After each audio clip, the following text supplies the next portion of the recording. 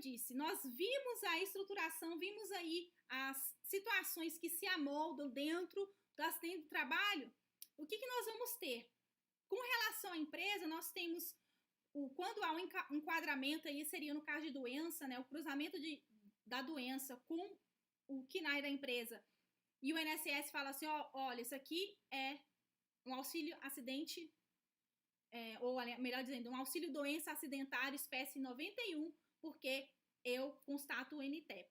A saída que a empresa tem, inclusive eu já fiz vários desses e nós conseguimos êxito e ressalto, eu não estava amparada por um assistente técnico, tá? Porque essa questão é administrativa. E aqui eu já destaco, como eu mencionei para vocês, que não precisa ser advogado para desempenhar esse serviço. É preciso o quê? Ver os fundamentos legais. Como eu disse para vocês, o decreto 3.048 é a base aí para que a gente possa verificar esses enquadramentos, especialmente suas listas lá, no caso do NTEP, então é este que vai nos nortear. Então, não precisa ser advogado para apresentar contestação de NTEP. Se você apresenta essa contestação e consegue retirar, né, a natureza acidentária do benefício, são vários os reflexos que você vai conseguir favorável à empresa, né? Como a não ocorrência da estabilidade, né? Fora as indenizações. Então, é um serviço muito específico que pouca gente presta. Na verdade, as empresas nem conhecem isso.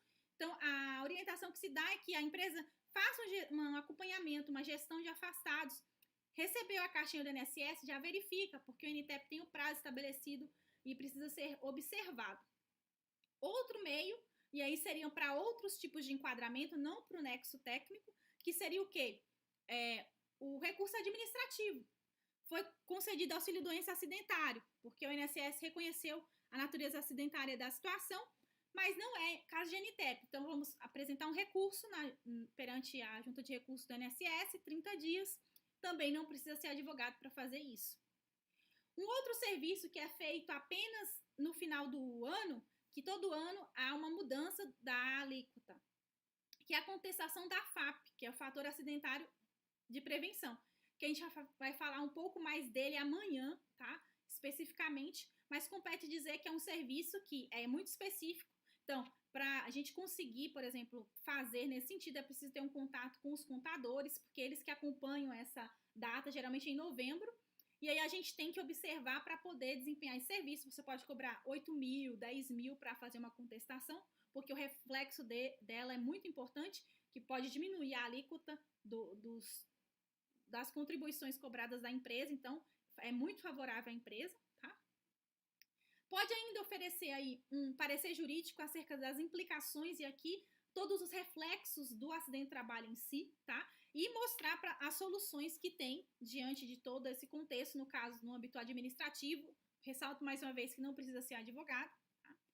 Essa gestão e monitoramento do afastamento do empregado acidentado, que também é a gestão dos afastados, que é um serviço que o meu escritório presta, e que a gente acompanha, né, esses acidentados, tem lá, através da própria senha da empresa, a gente consegue acompanhar se já teve alta ou não nos benefícios que tem a natureza acidentária, para a gente monitorar esse tipo de afastamento, tá? E também promover a contestação, os recursos administrativos, quando for o caso. E aí, no âmbito judicial, nós teríamos aí atuação em processo trabalhista, né, que é uma defesa trabalhista, para fazer impugnações, que seria o último, mais um serviço de impugnação de laudo com embasamento jurídico. E aqui eu destaco que, quando eu contrato assistente técnico, ele faz a sua impugnação, mas eu também faço a minha, eu faço sempre a impugnação jurídica, tá? E é importante. E também mais um serviço que é o acompanhamento da investigação criminal, quando tem um acidente típico, por exemplo, a polícia é acionada, então você, na delegacia, prestar aquela assessoria lá, vai ser um serviço a ser prestado, a ser remunerado. Atuação perante MPT, se for aberto em inquérito civil para apuração. No Ministério do Trabalho também, tá? Se houver alguma fiscalização. Ainda temos alguns recursos, e aí mais voltado ao acidentado, que é recurso administrativo em face do indeferimento do benefício, né? Recurso administrativo em face do enquadramento, no caso, foi doença do trabalho. Só que o INSS reconheceu com auxílio doença comum, 31, B31. eu posso recorrer administrativamente com uma estratégia trabalhista para poder enquadrar aquele afastamento como acidentário e aí ter um fator favorável aí para a minha tese, tá? A atuação nos mesmos órgãos que eu mencionei, no Ministério Público do Trabalho, no Ministério do Trabalho, na delegacia.